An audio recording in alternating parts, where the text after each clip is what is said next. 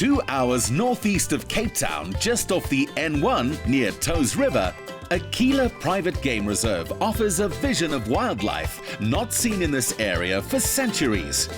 Here at the gateway to the Karoo, visitors often road trip the R62, renowned for its wine farms, olives, fruit and cuisine. What this safari experience adds is a hub for big game conservation, which Dougal Patterson is proud to say puts animal welfare at the heart of all they do.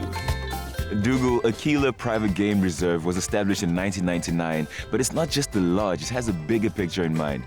Yes, the bigger picture in mind was the owner, Cyril Durman, purchased the property. It used to be called Elam, it was a reserve, and his major goal behind it was to reintroduce the Big Five to the Western Cape, which hadn't been in the Western Cape for the last 250 years. So there was no exposure for the Cape Town people or visitors to Cape Town to have that experience to see the Big Five. With a sound of hippos setting the scene, the cottages transport you into the heart of Africa. Built largely from stone, thatch and wood, with bathrooms set in rock, this is about luxury blending with the environment. The open Karoo bushveld also makes for excellent game viewing, with head ranger Memory Kumalo. What other wildlife might we find out there? We've got a lot of zebras, we've got giraffe. Unfortunately, I mean, there's no snakes at this time of the year because everything is in hibernation. I mean, I can see you sparkling in your eyes, you're happy. Rescued from areas of overpopulation, the elephants share their new home with the first rhino born in the Western Cape since before the 1800s. A lot of game reserves have unfortunately been hit by the horrendous crime of rhino poaching. What is Aquila doing in order to combat poaching and safely conserve the wildlife and the area? Our number one priority, we've got an anti-poaching unit. Our rhinos are protected 24 hours a day. All right? I mean, we don't showcase our anti-poaching unit because they're out there guarding them and protecting them all the time. Central to the conservation effort has been establishing a free roaming sanctuary for lions rescued from canned hunting.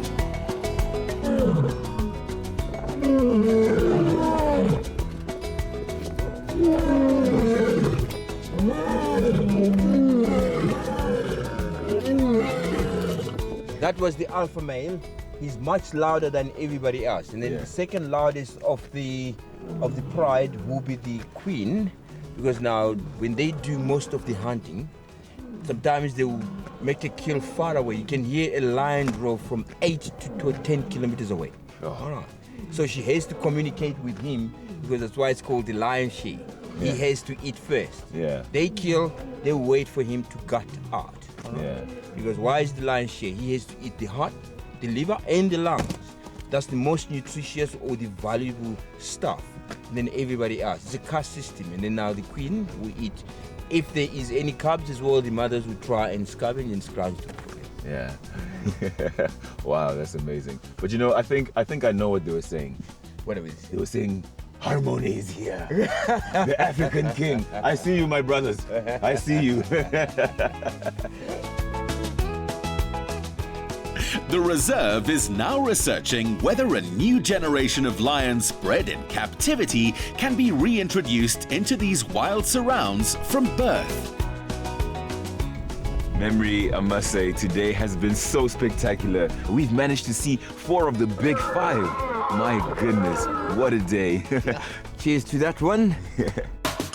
With a vision of big games returned to this area, Harmony was going to sleep well. And in anticipation of exploring the Matroosberg the next day with Didi de Kock. Well, I'm here especially for the 4x4 trail. Can you tell me more about it? This old guy will take us up the 4x4 trail. It's one of the 3 top 4x4 trails in South Africa. It's one of the 3 steepest trails as well. And in the book, The Bucket List, it's listed as number 8 for one of the things you have to do once in your life at least. So we're quite excited on the trail. A part of the trail was built by men only, no machines. My dad built that many years ago, and we are proud of what we have here. We guide people, we teach people. You can come here as a novice without knowing anything about 4x4ing, And we as a family will take you and we will guide you, teach you, show you, and make sure you're safe. Well, let the adventures begin. They were headed up the tallest peak in the province, approaching 2.5 kilometers high. As Didi tells it, God created this mountain and they must conserve it. But keeping it under lock and key would be pointless. It's being conserved by using it.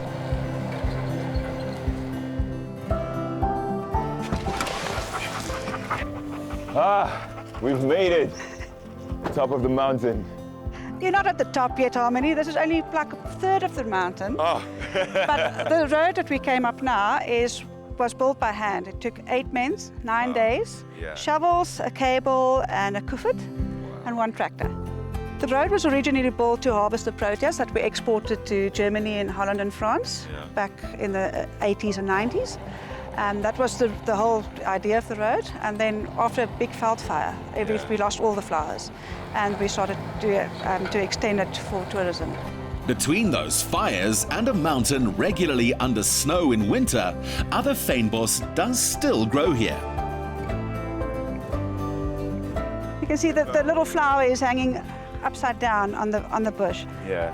So they're still in the process of opening for winter because they flower in winter. Wow. But they will never lift their head up like a normal flower, like that. Yeah. They always overhang. You can see here's some of them, but Already the open. time is gone now, but the seeds are still there. Yeah. Like the resilient fynbos, Didi's family aren't shy of winter conditions. And when it snows, they see it as a welcome challenge. As you get 3/4 of the way up, the rock formation shows a pinnacle in the shape of a sailor standing alongside his ship. The Afrikaans name for sailor is Matroos, from which the mountain got its name. Quite fitting, since much of this area once lay under an inland sea. Didi, props on your driving. That was an amazing 4x4 route. And this view was so worth it. But I think the most spectacular of all of this is the canyon. I mean, there's very few of these canyons in South Africa, and we're accessible for people who's not into hiking. You can actually bring your whole family. You can bring grandma and grandpa. You can come up here in a wheelchair. So it's so accessible to everybody. And I think that is quite something. Tell me about these rock formations. Okay, obviously the mountains are extremely old, but you will notice from Cape Town up to Natal, you get the whole mountain range in South Africa on the east coast. And that was with the collisions of the continents. And if you turn around and you look behind you, you will see that it actually formed like a car crash when your bonnet pulls up. The rock formations actually does that. So you can clearly see how the continents connected to each other, and this piece of land just bubbled up and formed this most amazing mountain range in South Africa. We've got the evidence that the water from the Karoo actually flew through these mountains by the pebbles that's locked inside the rock formations, and obviously by the depth of the canyons, because part of it was created by the collision of the continents and the rest was created by the water that flew out of here on the way to the ocean. The epic forces and 320 million years which shaped this place are covered in a 7-hour round trip, leaving you with a huge sense of accomplishment. If after all this driving you're in need of a good stretch, they have a solution too. At the Aquila Safari Spa, therapist Kelly Muller uses all natural products, harnessing the powers of indigenous plants and herbs. Kelly, I'll let you in on a little secret. This is what I've been looking forward to the whole day. So what are some of the facilities that you have here?